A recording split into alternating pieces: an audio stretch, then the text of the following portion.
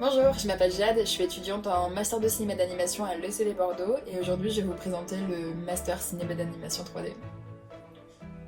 Le master à l'ECB il se déroule en 2 années et il constitue notre quatrième et cinquième année de cursus.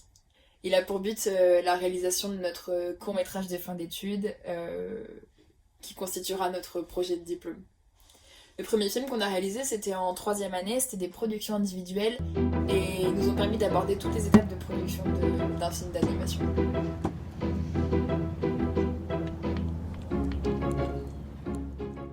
En master, le but c'est d'approfondir toutes ces connaissances-là pour pouvoir rendre notre projet de fin d'études beaucoup plus ambitieux. Pour ce faire, c'est plus des productions individuelles qu'on réalise en master, mais des productions par groupe. Et on est également beaucoup plus ambitieux sur la durée de nos courts-métrages puisqu'on vise plus les 4-5 minutes.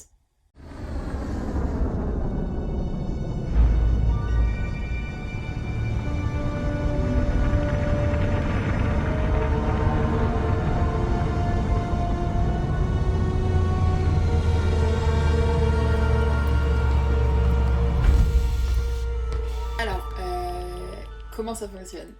En première année de master, la première chose qu'on va nous demander, c'est de choisir une spécialisation. La spécialité, on la choisit souvent par rapport à l'étape de prod qu'on a préféré réaliser pendant notre court-métrage de troisième année. Pour ainsi dire, il y a autant de spécialisations qu'il n'y a d'étapes de production dans un film. Euh, pour te faire comprendre, si t'as préféré créer ton personnage, créer le design du décor, etc., tu vas plus te diriger vers du chara design ou du concept art. Si t'as préféré une partie de production, modéliser des personnages ou animer des personnages, ce sera plus du coup du chara modeling ou de l'animation 3D, etc., etc. Il y a autant de profils qu'il y a de spécialisations différentes. Tu peux avoir un profil plus technique et aller plus vers du rigging, du lighting, l'éclairage de scène, ou alors le compositing, mettre bout à bout tous tes rushs de films pour rendre le produit final tout simplement. Il y a aussi des effets spéciaux en post-prod, vraiment il y a plein de spécialisations différentes.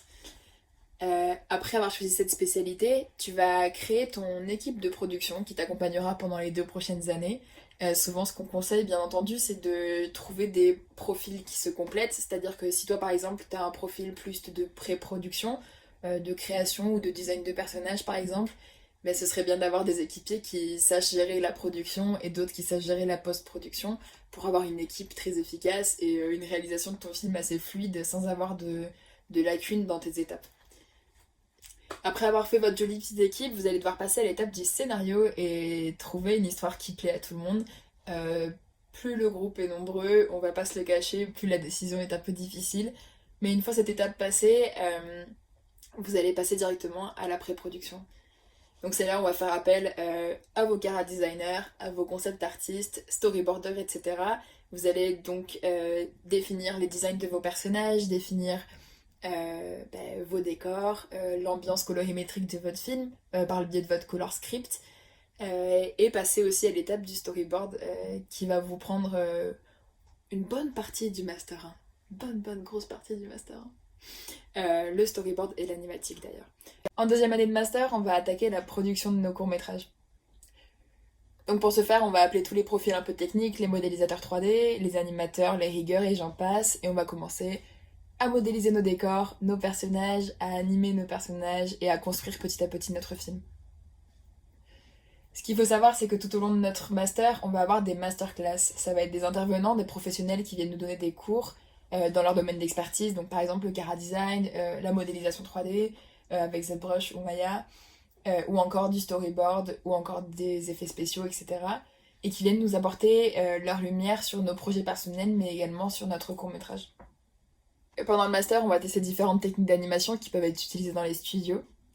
Par exemple, on va essayer la mocap. La motion capture, c'est capturer le mouvement d'un être humain en utilisant une jolie combinaison pleine de capteurs qui enregistre tous nos gestes et qui les transmettra plus tard sur un rig et sur un personnage en 3D.